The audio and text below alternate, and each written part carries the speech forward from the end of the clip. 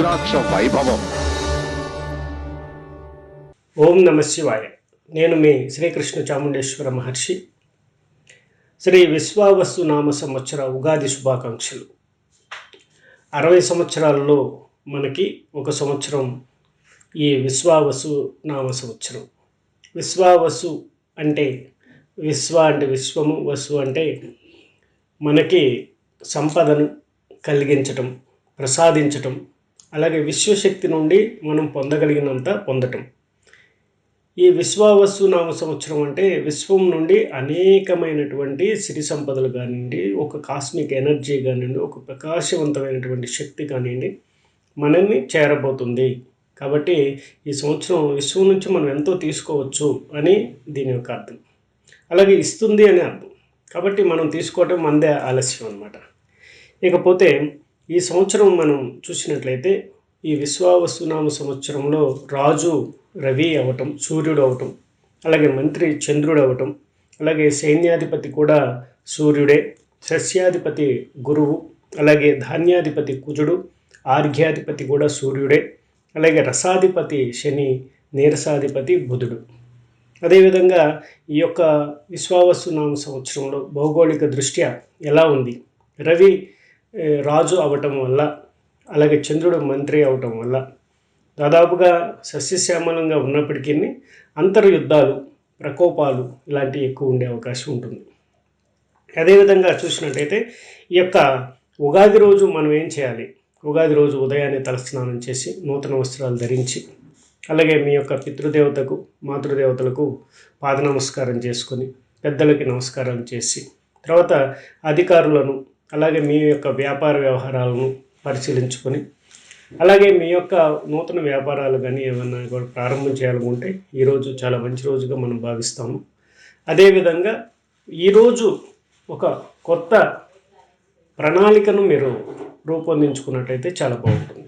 మీరు ఒక కొత్త పుస్తకం తీసుకొని 4 వైపులా చక్కగా పసుపు పెట్టి మధ్యలో శ్రేయం రాసి, తర్వాత ఒక పేపర్లో మీరు ఈ సంవత్సరం ఏం చేయబోతున్నారు, ఏమనుకుంటున్నారు, ఎలా ఉండాలనుకుంటున్నారు, ఏం చేస్తే బాగుంటుంది అనుకుంటున్నారు, మీకు ఏం కావాలనుకుంటున్నారు అనేది స్పష్టంగా రాయండి. చక్కగా నమస్కారం చేయండి. తప్పకుండా విశ్వశక్తి నుండి మీరు అది పొందుతారు. దాన్ని చక్కగా పుస్తకాన్ని పూజా మందిరంలో ఉంచడానికి ప్రయత్నం చేయండి. తప్పకుండా సర్వశుభాలు కలుగుతాయి. ఓం నమ శివాయ. సింహరాశి ఫలితాలు చూద్దాం. ఈ విశ్వావసునామ సంవత్సరంలో సింహరాశి వారు అంటే మనం చూసినట్టయితే మక, పుబ్బ, ఉత్తర 1వ పాదం, ఈ 9 పాదాల్లో జన్మించిన ఈ 3 నక్షత్ర జాతకులే మనకి సింహరాశి కిందకు వస్తారు. సింహరాశి వారి యొక్క ఆదాయ వ్యయాలు ఎలా ఉన్నాయో చూద్దాం. ఆదాయం 11, వ్యయం 11, రాజపూజ్యం 3, అవమానం 6. దాదాపుగా సింహరాశి వారికి శని యొక్క ప్రభావం, ఏలినాటి శనిలో చూసినట్టయితే మనకి అర్ధాష్టమ శని, అష్టమ శని ఎఫెక్ట్లో చూసినట్టయితే సింహరాశి వారికి అష్టమ శని ప్రభావం కలిగి ఉన్నా కూడా వీరికి చాలా చాలా అద్భుతమైనటువంటి రాజయోగాలు, విశేషమైనటువంటి ఆకస్మిక ధనయోగాలు వచ్చే అవకాశాలు ఎక్కువ కనిపిస్తూ ఉన్నాయి అన్నమాట. అయితే సింహరాశి వారికి మిశ్రమ ఫలితాలు ఉంటాయి. ప్రతి 12 రాశుల వారికి మిశ్రమ ఫలితాలే ఉంటాయి ఎప్పుడైనా కూడా. అయితే ఈ యొక్క సంవత్సరం కొంత మనకి అవుట్పుట్ అనేది, మనకి ఇన్పుట్ అనేది వచ్చే అవకాశం ఎక్కువ ఉంది. అంటే మనం విశ్వశక్తి నుంచి చాలా తీసుకునే అవకాశం, విశ్వశక్తి నుండి పొందే అవకాశం, తిరిగి పొందే అవకాశం, అలా వస్తూనే ఉండే అవకాశాన్ని తిరిగి తీసుకునే అవకాశం మనకి కలిగి ఉన్నాం మనం ఈ సంవత్సరం. కాబట్టి ఎంతవరకు ఎవరు ఎంత ప్రయత్నం చేస్తారో అంత ఫలితాలు పొందుతారు అనేది ముఖ్యంగా తెలుసుకోవాల్సిన అవసరం ఉంది. కాబట్టి ఈ సంవత్సరం ఈ సింహరాశి వారికి ధనలాభం ఎక్కువ ఉంది, రాజకీయ లబ్ధి ఎక్కువ ఉంది, కీర్తి ప్రతిష్టలు ఉన్నాయి, అలాగే విశేషమైనటువంటి సత్కారాలు పొందుతారు, అలాగే అవమానాలు కూడా పొందుతారు. అలాగే విశేషమైనటువంటి ధన సంపత్తి కలుగుతుంది. అక్కడక్కడ ధనాన్ని మిస్ చేసుకునే అవకాశం, మిస్లీనెస్ అయ్యే అవకాశం ఉంది. కాబట్టి ఎక్కడ ఏది ఎక్కువ ఉందో దానికి తక్కువ కూడా ఉంది. అతివృష్టి అనావృష్టి కూడా మన యొక్క జీవితంలో జరిగే అవకాశాలు కూడా కనిపిస్తూ ఉన్నాయి అన్నమాట. అదేవిధంగా తరచూ అనారోగ్యానికి గురి అవ్వటం, కొలెస్ట్రాల్ సంబంధించి, హార్ట్కి సంబంధించిన, కీళ్ళకు సంబంధించి, ఆపరేషన్ సంబంధించి జాగ్రత్తలు పాటించాల్సిన అవసరం ఉంటుంది. అంటే వ్రణాలు, కొన్ని డిజార్డర్స్, కొన్ని ప్రకృతికి సంబంధించిన డిజార్డర్స్, కొన్ని ఎలర్జీస్కి సంబంధించిన డిజార్డర్స్ వచ్చే అవకాశం ఉంది. కాబట్టి కొంచెం కేర్ తీసుకోవాల్సిన అవసరం ఉంది. అలాగే మానసిక ప్రశాంతత కోసం ప్రతిరోజు మెడిటేషన్ చేయడం వల్ల శుభ ఫలితాలు పొందే అవకాశం ఉంటుంది.